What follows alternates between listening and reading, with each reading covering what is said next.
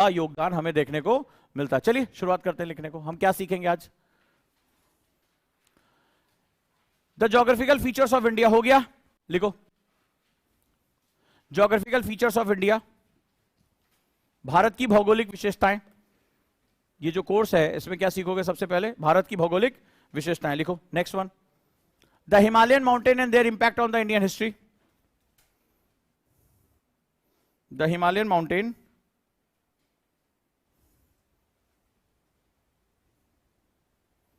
And their impact on Indian history, लिखो।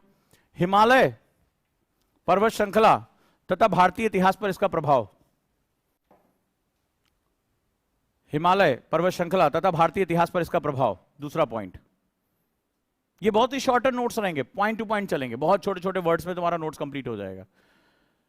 क्योंकि इसने क्या किया, जलवायु को आने से तो रोक दिया, लेकिन आगे चलकर जो आक्रांता थे जिन्होंने भारत में प्रवेश किया, हिमालय के दर्रों से ही प्रवेश किया। जो हिमालय था, क्या हिमालय कॉन्टिन्यूअस श्रृंखला नहीं थी, बीच में उसके क्या कटा फटा था, और उन्हीं कटे फटों से वो सेनाएं क्या हुई, भारत में प्रवेश कर गई। और तुम देखोगे जो इन्वेजन हुआ है वो, अगर यूरोपियों को छोड़ दे तो ज्यादातर कहां से इन्वेजन हुआ है, वो मध्य एशिया से हुआ है। सबसे पहले कौन सी यूनिवर्सिटी हमारी जलाई गई थी, कौन सी नष्ट की गई थी? तक्षशिला। चलो आगे, तक्षशिला को सबसे पहले नष्ट हुआ। The Gangetic plain and their role in Indian history, लिखो।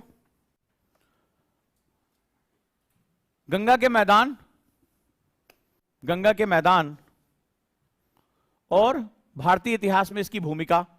गंगा के मैदान और भारतीय इतिहास में इसकी भूमिका। अगला, साउदर्न पेनिनसुला, दक्षिणी प्रायद्वीप तथा दक्षिण भारत के विकास में इसकी भूमिका। इतना ज्यादा एक्सप्लेनेशन तुम किसी भी बुक में नहीं पाओगे, एक एक पार्ट को मैंने एक्सप्लेन किया है। दक्षिणी प्रायद्वीप तथा दक्षिण भारत के इतिहास, दक्षिण भारत के इतिहास के विकास में इसकी भूमिका। तुम लोगों ने एक नाम सुना होगा, संगम काल, इसका बहुत अधिक संबंध इसके साथ है।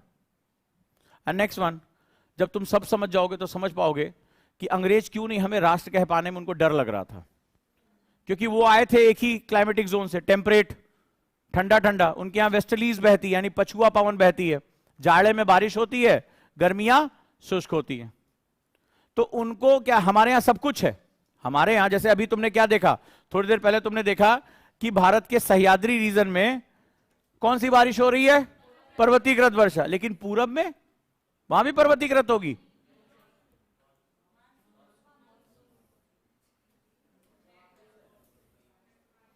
मानसून के लिए जो ये वाला हिस्सा है पूर्वी घाट, वो तो जाते हुए लम्हो जरा ठहरो वाला हिसाब किताब है। वो तो उधर ही मुंह करके जा रहा है, देख ही नहीं रहा है। आपका ध्यान किधर है, कोई पर्वत इधर। इनके लिए तो खास वर्षा होती है।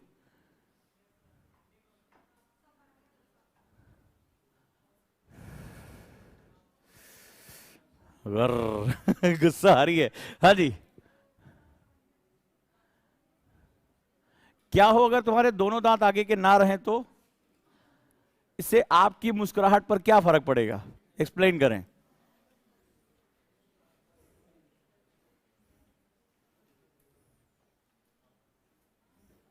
बताएं, आप मुस्कुरा नहीं रहे, मुस्कुराइए, आप क्लास में, बताएं।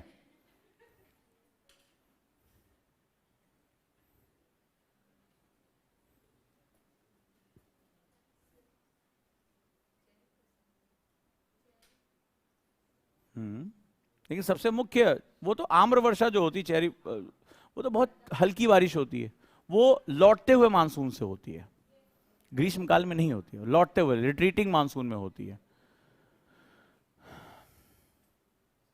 विक्की कौशल बाबू आप बताएं कुछ। हाँ, ये तटीय वर्षा कौन सी नई वर्षा आई है? हाँ, तट पे है तो तटीय वर्षा हुई, सही कह रही हो तुम। ऐसे थोड़ा ना तुम विक्की कौशल रखे हैं। कॉलेज टाइम से कैटरीना कैफ हमारी बहुत फेवरेट थी, क्या बताएं हम तुम्हें। ठीक है, बहुत दुख हुआ। चलो और बताओ। हाँ, अरे मतलब बचपन से लेकर आज तक न्यूज़पेपर में, अब तो खैर न्यूज़ चैनल पे डिबेट होती ही नहीं है ना, जानकारी दी जाती है वहाँ, तो मतलब ऐसा लगता है कि वहाँ वहाँ वहाँ सुबह सुबह शाम तक चलती है। तो न्यूज़ में आता था बंगाल की खाड़ी में न्यून दबाव का क्षेत्र बन रहा है और चक्रवात आने की बड़ी संभावना है। साइक्लोनिक रेन, मतलब बचपन से एक, और बंगाल की खाड़ी में ठीक है न्यून दबाव क्षेत्र बन रहा है, तो इस तरह के हमेशा न्यूज सुनते हैं। क्या ये न्यून दबाव क्षेत्र क्या होता है? तो लो प्रेशर एरिया बना है, that is known as cyclonic. Bay of Bengal जो है बहुत ज्यादा साइक्लोन के लिए जाना जाता है। पूरा उड़ीसा, बंगाल, ये पूरा जो क्षेत्र है यहां पर जो जबरदस्त रेनफॉल होती है, जबरदस्त आंधी तूफान आता है हर साल, तो उष्णकटिबंधीय चक्रवातों से ही तो आता है। This is known as cyclonic rain.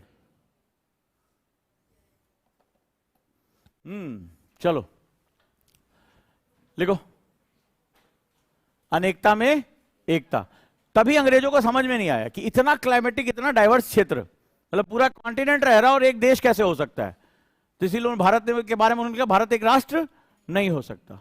उन्होंने कहा भारत का कल्चर अलग है, देखो ये बंगाली अलग है, गुजराती अलग है, ठीक है, ये इसका खान पान अलग है, देखो गुजराती क्या मोटा अनाज खा रहा है और बंगाली क्या कर रहा है, स्टेपल क्रॉप्स, दोनों का खान पान अलग है।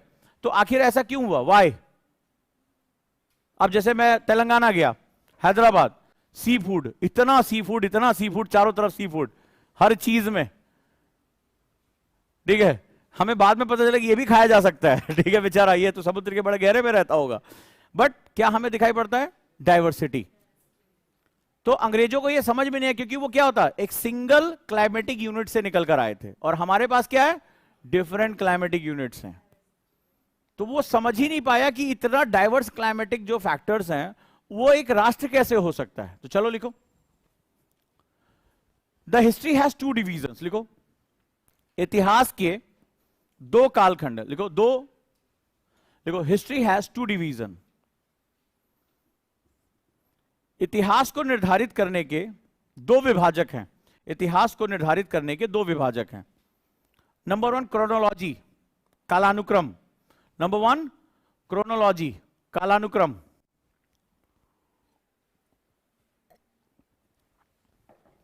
दूसरा ज्योग्राफी, भूगोल। इतिहास को दो तरीके से डिफाइन कर सकते हैं। यहां यह क्यों हुआ, जैसे आपने देखा कि जितने भी सल्तनत काल से लेकर मुगलिया सल्तनत तक सभी लोग एक ही क्षेत्र से आए थे। वहीं से क्यों आए, वहीं से क्यों आए? पूरी दुनिया पे कॉलोनाइजेशन किया तो एक ही रीजन से आए थे, सब टेम्परेट से थे। उठा के मैप देख लो, Germany, Portuguese, Spanish, French, England, जितने भी डच, ये सब कहां से हैं?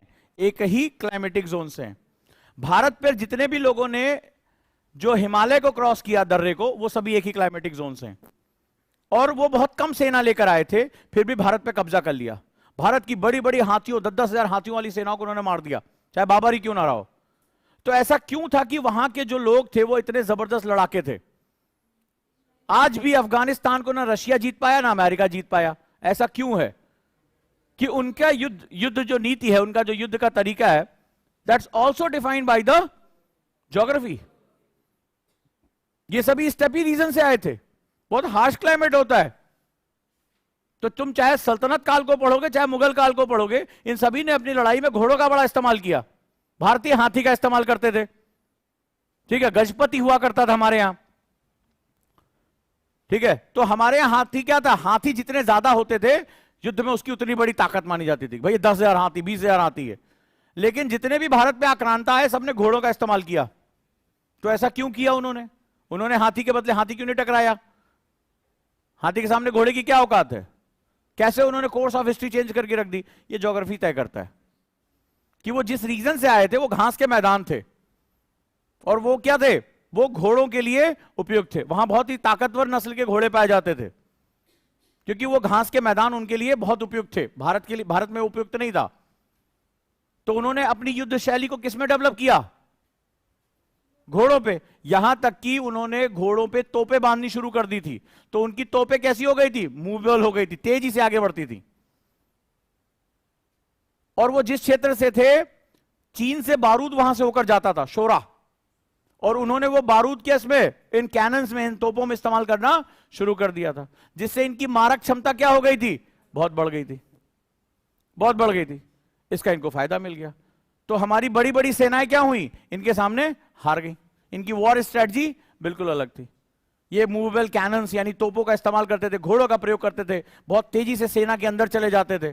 इनकी वॉर टैक्टिक्स अलग थी। अच्छा, दूसरा क्या था, ये ऐसे क्षेत्र से थे जहां सर्वाइवल बड़ा मुश्किल था, तो हर व्यक्ति क्या था, योद्धा था। जैसे आज इजराइल में, तो इजराइल के लोग को क्या है, इजराइल को सर्वाइव करना इतने देशों के बीच में है, तो वहां के चाहे लड़की हो चाहे लड़का हो, सबको क्या करना पड़ता है। आज तो आप सबको पता होगा, आर्मी की ट्रेनिंग है उनके लिए।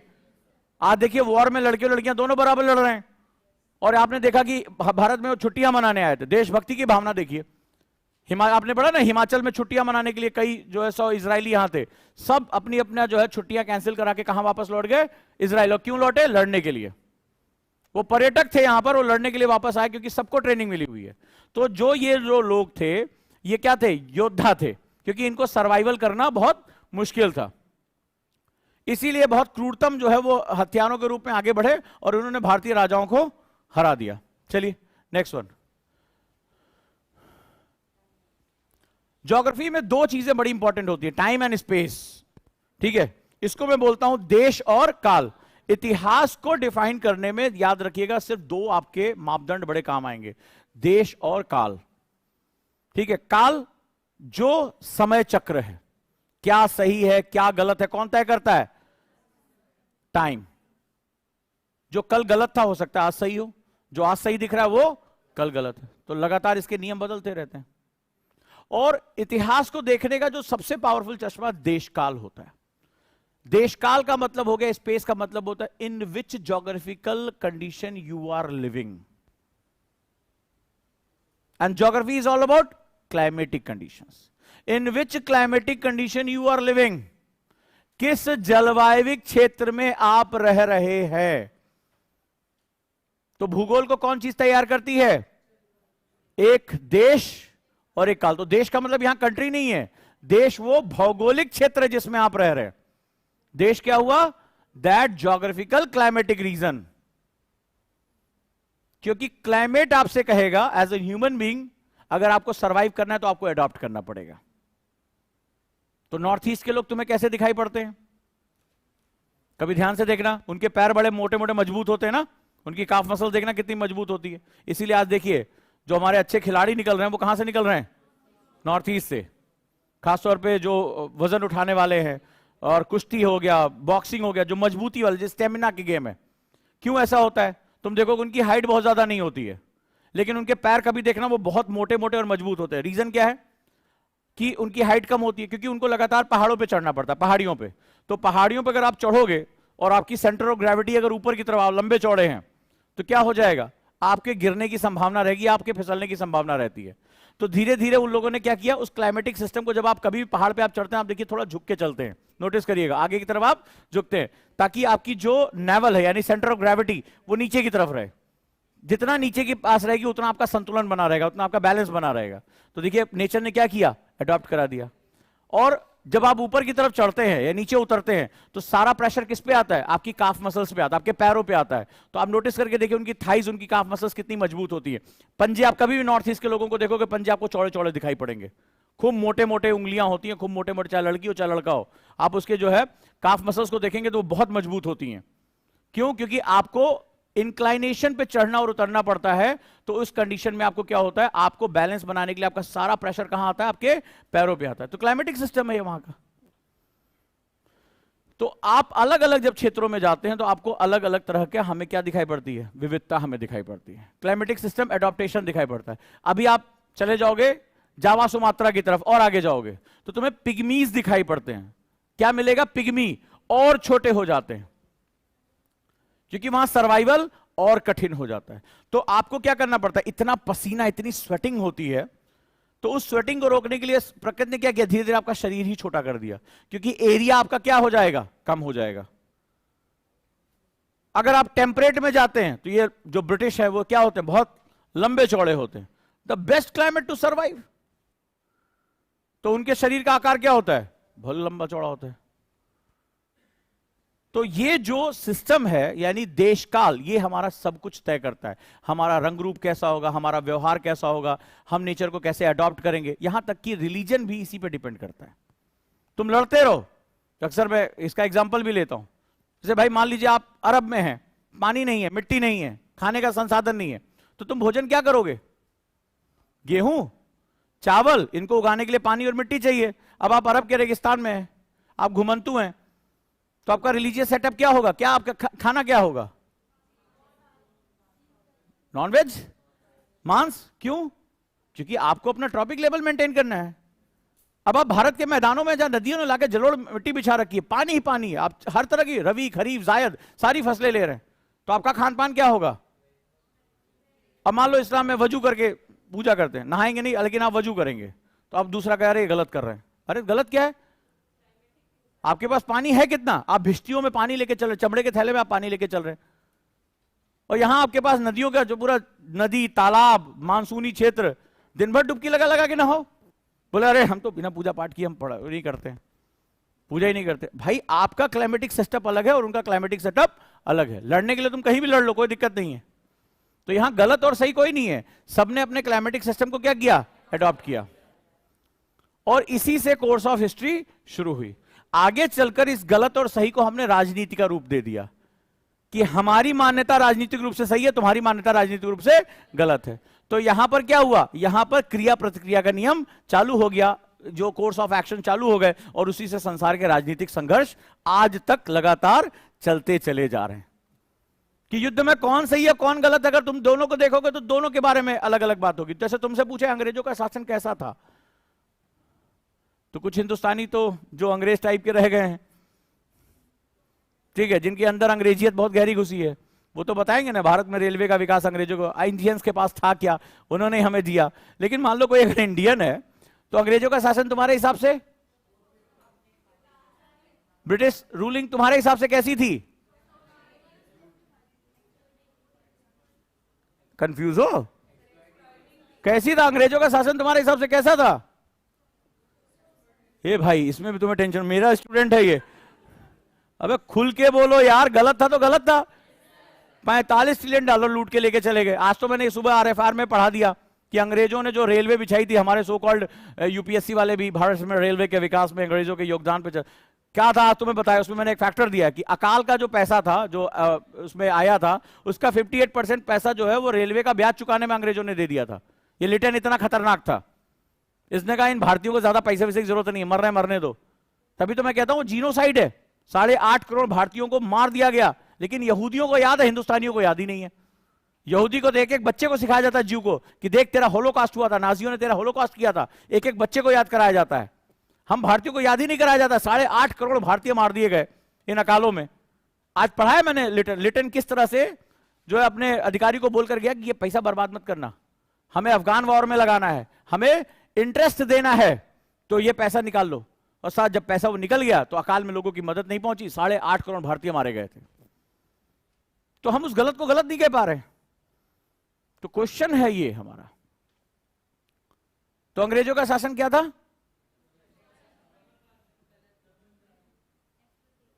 एक्सप्लॉयटेशन था। बोलने में क्या दिक्कत हो रही है? कोई दिक्कत? अंग्रेज कहेंगे। लेकिन अभी किसी अंग्रेज से पूछ लो, अभी किसी अंग्रेज से पूछ लो जो व्हाइट मैन्स बर्डन के नीचे दबा हुआ है, जो ये कहता है कि हमें ऊपर वाले ने आदेश दिया था काले असभ्य लोगों को सभ्य बनाने का काम, तो वो तुम्हें बताएगा कि ये शासन नहीं था, कॉलोनी नहीं थी, ये सेक्रीफाइस था। ये राजनीति शब्दों का खेल है। बोले कि हमने कितना सेक्रीफाइस किया, कहां अपना देश छोड़ा, कितनी अच्छी जलवायु छोड़ी, तुम्हारे यहां गर्मी में आके हम रहने लगे, ताकि तुम सपेरे जो थे, तुम लोग अपना सांप वाप इधर छोड़ के पढ़ाई लिखाई करो। हम नहीं आते तो तुम्हारे यहां कानून नहीं आता, तुम जो बीन बजाते रहते, तुम्हारे यहां जो है फलाना चीज नहीं आता, तुम्हारे यहां ये नहीं होता, तुम्हारे यहां रेलवे नहीं आती। लेकिन उनसे कोई नहीं कहता जब तुम नहीं आए थे बेटा तो हमारे यहां लक्ष्मी आती थी। तुम पता नहीं कैसे आए कि हमारी लक्ष्मी रूट के हमसे चली गई। हम दुनिया के सबसे अमीर देशों से सबसे गरीब देशों में शामिल हो गए। बोले तुम अपना रेलवे ले जाते यार, कोई टेंशन वाली बात नहीं थी, हमें नहीं चाहिए तुम्हारा रेलवे, हमें नहीं चाहिए तुम्हारी अंग्रेजी। हम आधा हिंदुस्तान आज भी इंग्लिश स्पीकिंग कोर्स के दुकान के सामने खड़ा रहता है, और उसमें मास्टर साहब आते हैं, फिर वही वाली अंग्रेजी पढ़ा चले जाते हैं। Hey both of you to stand in the middle of the corner. ठीक है, तो वो बेचारा सोचता रहता है कि इसमें कौन सी अंग्रेजी लगाए। आधे से ज्यादा जो है हमारा हिंदुस्तान का बच्चा जब किसी से बात कर रहा होता है, खासतौर पे जिसकी मूल भाषा इंग्लिश नहीं है, हर किसी की नहीं है ज्यादातर, तो वो यही सोचता है इसमें हैव लगेगा हेड लगेगा। मास्टर साहब क्या बताए थे, अफर्मेटिव है निगेटिव है, और कहीं से गलती से पैसिव और एक्टिव वाइज बात करनी पड़ गई, अरे फिर तो अंग्रेजी की इज एम आर, ठीक है, सारा कुछ हो जाता है। तो ये चीज क्या है, ये हमारे लिए सवाल है कि हिस्ट्री किसके पक्ष में लिखी जा रही है, किसके पक्ष में लिखी जा रही है। आइए, a country's geography largely determined is historical events. लिखो, किसी भी देश का भूगोल, किसी भी देश का भूगोल ऐतिहासिक घटनाक्रम को तय करता है। किसी भी देश का भूगोल ऐतिहासिक घटनाक्रम को तय करता है। कितने लोगों ने पानीपत की लड़ाइयों के बारे में पढ़ा है? तो ऐसा पानीपत में क्या था, वहीं आके लड़ना पड़ता था? वो बात की बात है, वो तो एक निगेटिव फ्रेज है।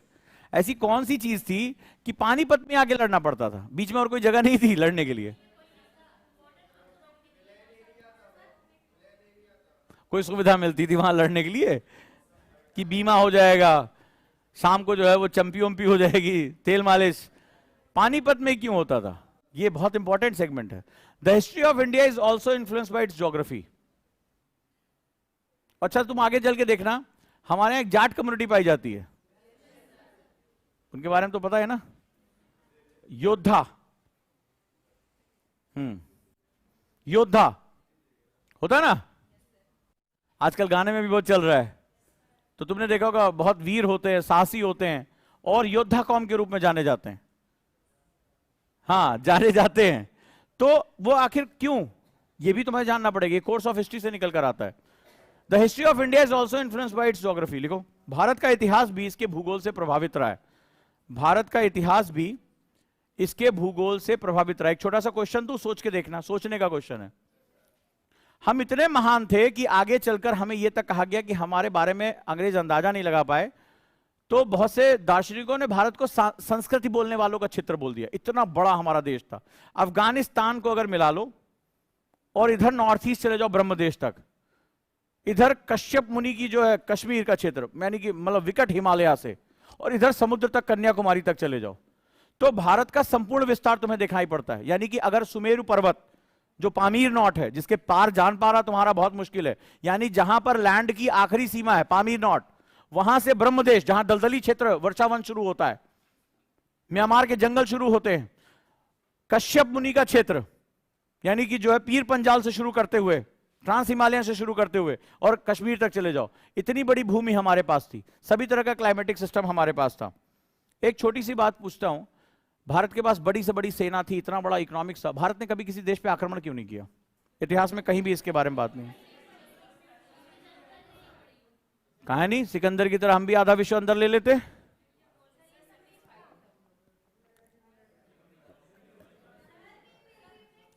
आगे चलकर तुम देखोगे 14th यूनिट जो मैंने दी है, हमने पूरी दुनिया में सांस्कृतिक विस्तार किया है, कभी भी राजनीतिक विस्तार नहीं किया। हमने ज्ञान, हमने अहिंसा, हमने मूर्तिकला, हमने रिलीजन, कल्चर, इसको स्प्रेड किया।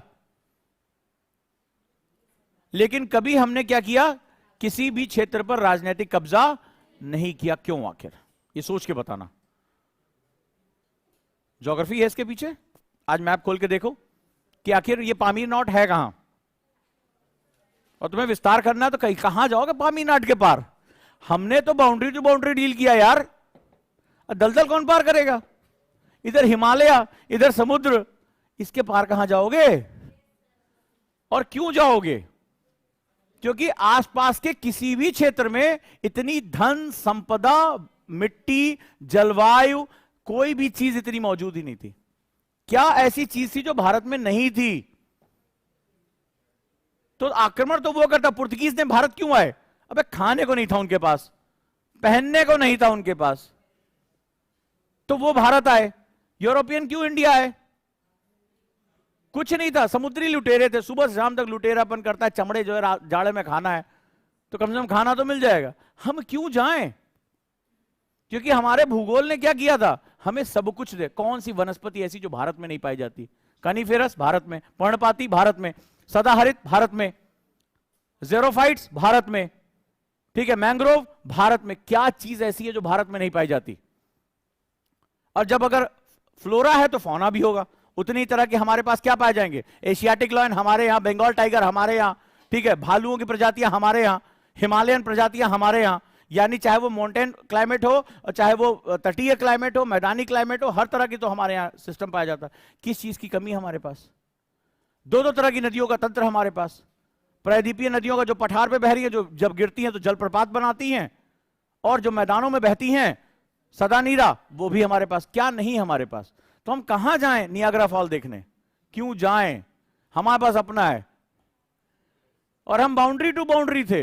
ये तो 1947 में हमारी बाउंड्री को कट ऑफ कर दिया गया ना, ये डूरन लाइन ड्रॉ करके, ये रेड क्लिफ लाइन ड्रॉ करके, ये पूर्वी पाकिस्तान पश्चिमी पाकिस्तान अलग करके। नहीं तो कहां नहीं थे हम? कंधार, कंबोज, बताया था महाजनपदों में। वो पामीर नॉट के जस्ट नीचे था यार। इसके ऊपर बाहर जाके करोगे क्या? वो पर्वत कौन पार करेगा भाई मेरे? तो हिंदू कुश, हिमालय, ये सब जहां जाके मिलते उसको पामीर नॉट कहते हैं, दुनिया की छत। तो छत पे पहुंच के अब इसके ऊपर कहां जाएंगे? तो बाउंड्री टू बाउंड्री थे हम, जल स्थल सभी बाउंड्रीज में हम थे, और सब कुछ था हमारे पास। इसीलिए हमने कभी किसी के ऊपर आक्रमण नहीं किया। हमने संसार को संस्कृति दी, हमने संसार को बुलाया अपने यहां कि तुम्हें ज्ञान प्राप्त करना है, कहां आना है तुम्हें? तक्षशिला आना है, नालंदा आना है, विक्रमशिला आना है, काशी आना है। तुम यहां आके पढ़ो और अपने देश में ज्ञान लेकर जाओ, जागृति लेकर जाओ। हमें युद्ध लड़ने की फुर्सत नहीं है। और युद्ध कौन लड़ता है? जिसके पास कुछ नहीं होता है, जिसको सर्वाइवल का क्वेश्चन। हमें सर्वाइवल का क्वेश्चन ही नहीं। प्रकृति ने हमारी बाउंड्री बना दी। पानी से तुम कहां घुसोगे? 7200 किलोमीटर की बाउंड्री हमें पानी की दे दी, उधर हिमालय दे दिया। मजाक मजाक में भी 19-20 हो गया तो निपट जाओगे इतनी ऊंचाई पर। इधर दलदली क्षेत्र दे दिया, इधर रेगिस्तान दे दिया, इधर जो है वो क्रीक्स दे दिए। तो सब तरफ तो हमें प्रकृति ने बाउंड्रीज दे रखी थी। तो हम इसीलिए क्या हुआ, हमने अपना सांस्कृतिक उत्थान किया, हमारे पास हमने इकोनॉमी पे फोकस किया, इसीलिए हमारी जीडीपी दुनिया में सबसे ज्यादा थी। चलिए, थैंक यू।